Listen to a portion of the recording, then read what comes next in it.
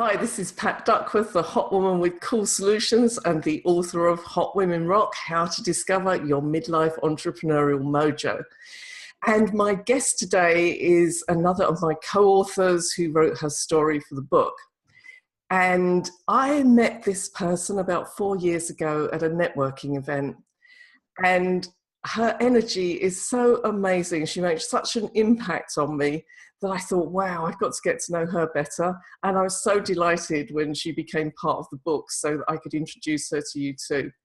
So my guest today is Jill McCulloch, and she is a coach, and she's been a coach for over 12 years now, and she works with passionate people with a mission. And sometimes they need to reignite their passion, and sometimes it's helping them to find a new mission. And Jill helps them to discover their unique personal brand, and she works with them to take that out into the world, either in their business or through their career. And Jill's also a mad keen rower, as you all know if you've read the book. If you haven't read the book, get it, read about Jill rowing. And she only started that sport 4 years ago at the age of 47 after years as a self-proclaimed couch potato. Jill believes you're never too old to try something new. That is my mantra. So let's talk to Jill. Hi, Jill. How are you doing? Hi, Pat. I'm really good, thanks.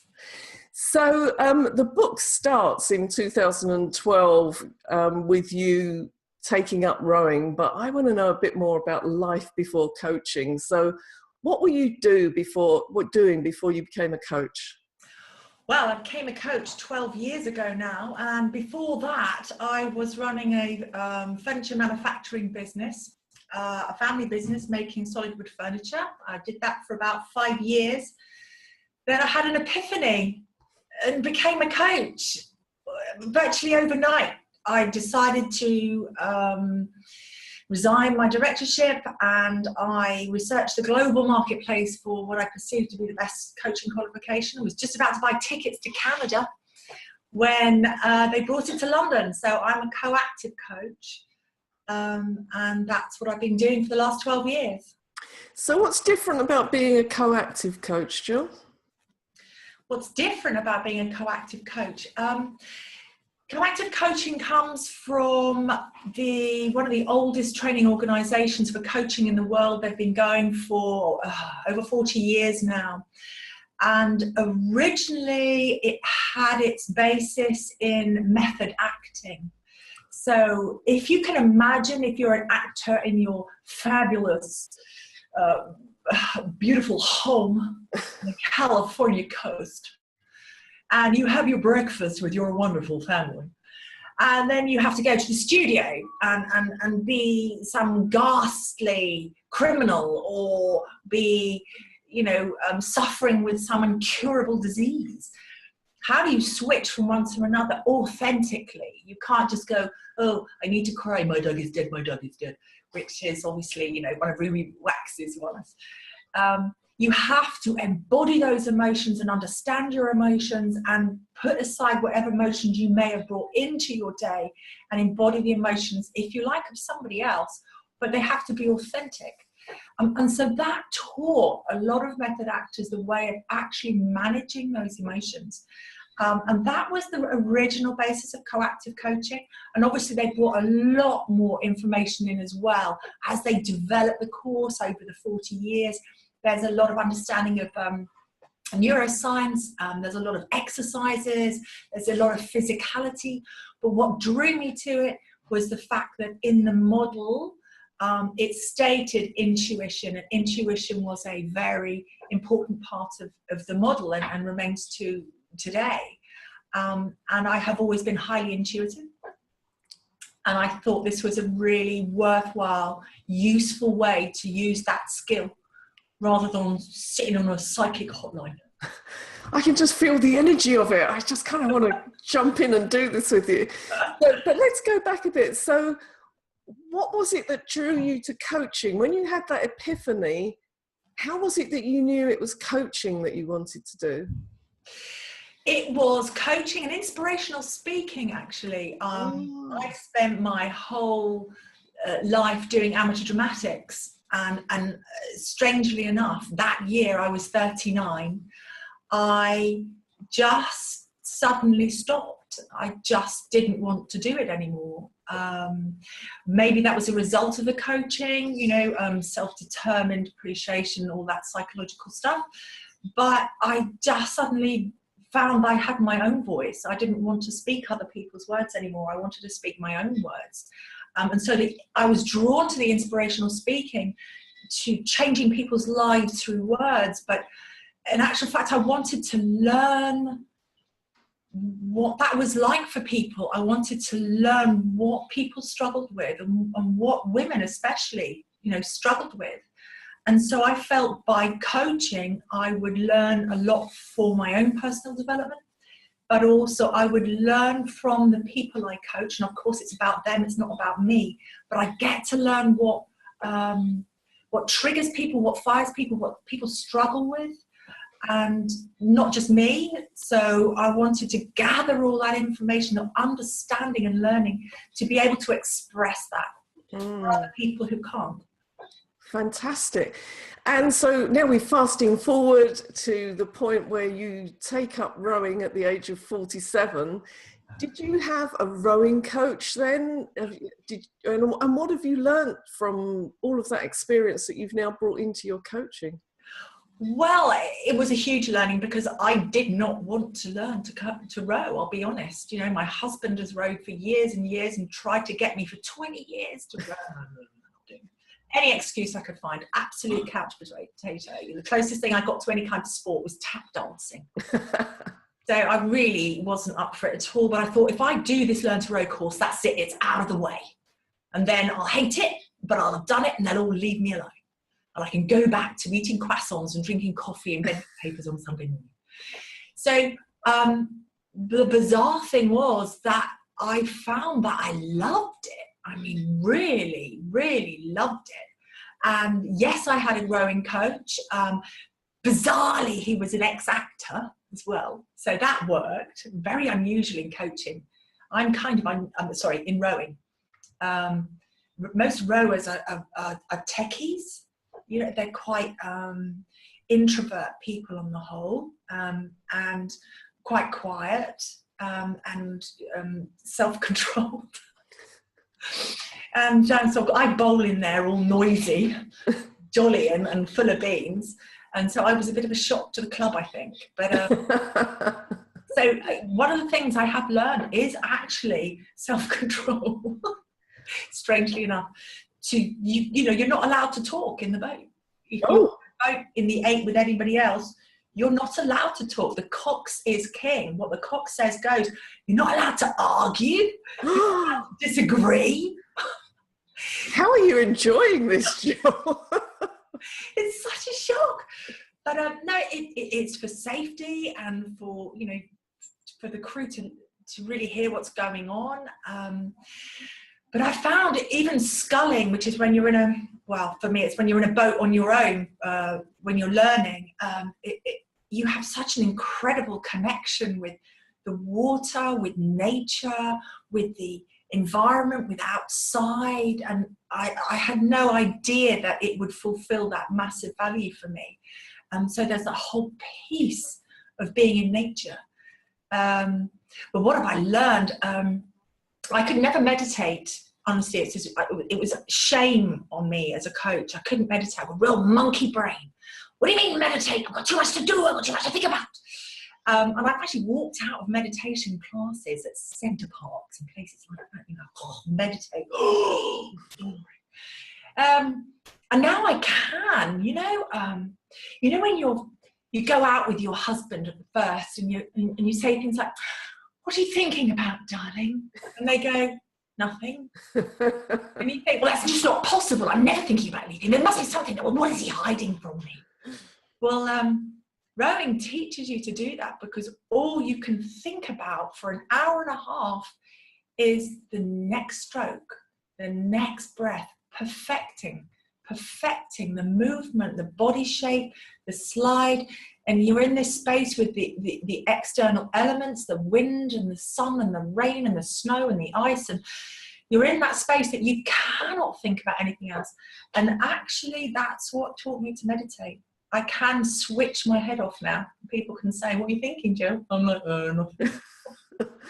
That's amazing, because, you know, it's my guilty secret that I'm rubbish at meditating too. So who knew?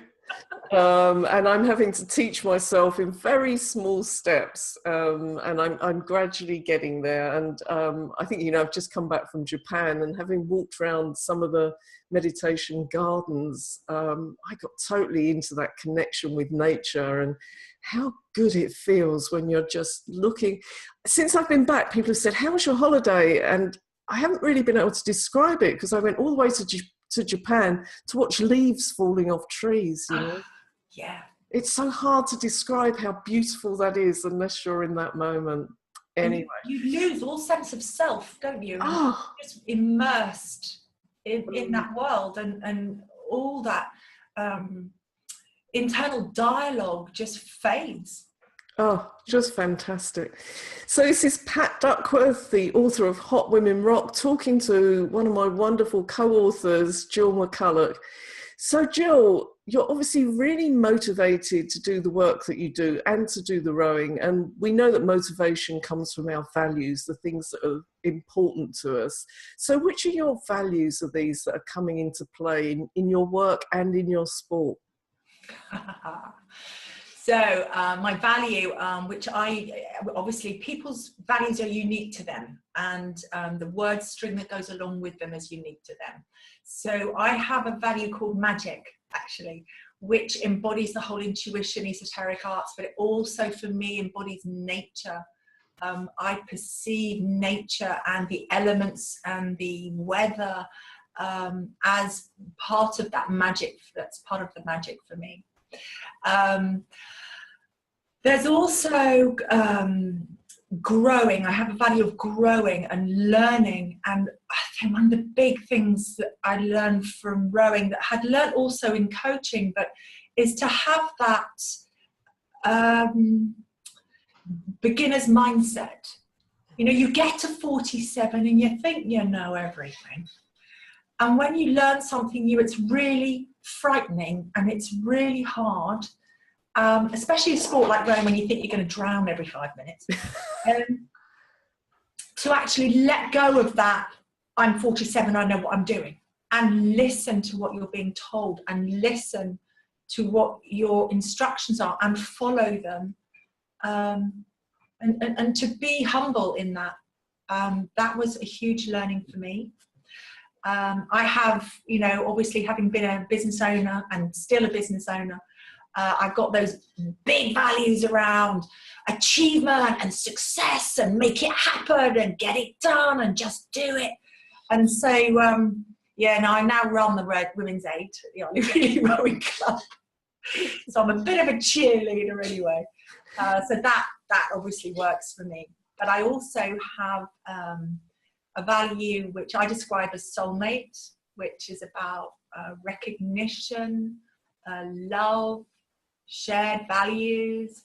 And of course, you know, it's kind of special for me because my husband rows, and sometimes we row together, and that is sometimes really challenging, but other times it's very lovely thing to do. It's a lovely thing to share together. So yeah, any suggestions for how women can get in touch with their values? Because I remember reading the 7 Habits of Successful People. Highly effective people. I got to the part of that was about values. This is, you know, back in the day. And I had to stop. I stopped reading the book for about a year while I thought about that. So any shortcuts for women who are thinking, I'm not sure what my values are, I'm not sure what motivates me? Whew. I know, it's a big question, isn't it? Yeah, shortcuts. I know, it's difficult, isn't it? I mean, I set out in the book some exercises for working on your values, and sometimes it's something you've actually got to go and do the work with somebody else if you're not sure what's motivating you, if you're not sure what those important things are. You might have to sit and talk to somebody about it. I remember coming to one of your workshops, and we did this work. Do you remember what my value was? The word was? Oh gosh, you put me on the spot now. No, I don't expect you to remember. But it was wise woman. Oh yeah. And it was that thing, I think we chose that instead of crone, because crone has got a lot of, you know, negative connotations, even though it shouldn't have. But for me, the values around learning, but not just learning for myself, it's learning to share the learning. So, you know, you could send me off to learn something, that's not going to satisfy that value unless I've got somebody I can go and share it with and help them with it. So, yeah, I mean, you know, getting to grips with these values can really help you develop in your business and understand what's going to keep you waking up in the morning full of joy for what you're doing. Yeah, absolutely. I think, I mean, the classic one that people use is a peak experience. You know, think of a peak experience in your life where you weren't necessarily, you know, joyful or anything, but you felt you were in the right place at the right time. You felt in flow. This was meant to be. And if you write all that down, you will then perhaps find patterns in that of what is important to you. You will notice words that crop up again and again, and they're really important to really look at those words and say, well, I felt confident. What does confidence mean to me? And pull that apart, really expand that out. Yeah. I mean, I feel most in flow when I'm doing public speaking. And, you know, it's that, and because it's that whole thing of, I know this stuff and I want to share it with as many people as I can. And then I get really excited about it. And you and I are both off to The Hague in January to talk at the Women's Economic Forum. And I just know you're going to love it because it's that chance to stand up and share what you know. It's going to be a good event. Yeah, absolutely. And I'm going to be talking about values there actually, and how your values are what you stand for, and actually they are your personal brand. That's who you are at your best, when you're most authentic.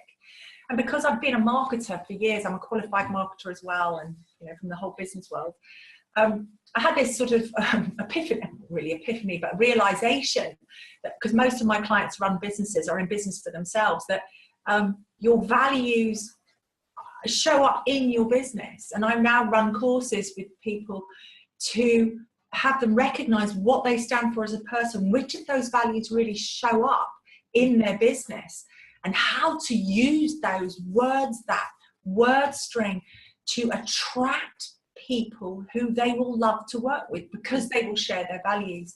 It is about being Marmite. It is a brave thing to do, but it's the best way to grow your business, a business that you will really enjoy. Yeah. No, I love that, Jill. It's just so important to get a grip on that. Now, we haven't got time today, but I was hoping that we could talk about beliefs as well. We're very close to Christmas, and I've just got this Christmas card, and I absolutely love it. So, but there are others of these interviews where I've talked about beliefs with some of these entrepreneurial women. So you're just going to have to watch more of the videos. I mean, that's there is to it. They're all wonderful. Good. So, Jill, if anybody watching would like to read more about you or to make contact with you, how can they do that? Well, you can have a look at my website, which is www.coachyou, that's COACHYOU.co.uk, or drop me an email on JILL, that's Jill@coachyou.co.uk. And I will put a link to the Women's Economic Forum in case anybody fancies popping over to The Hague to see us both talking over there. Excellent.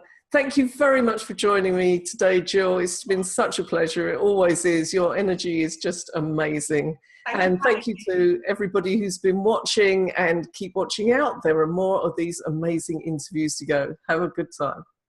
Thanks.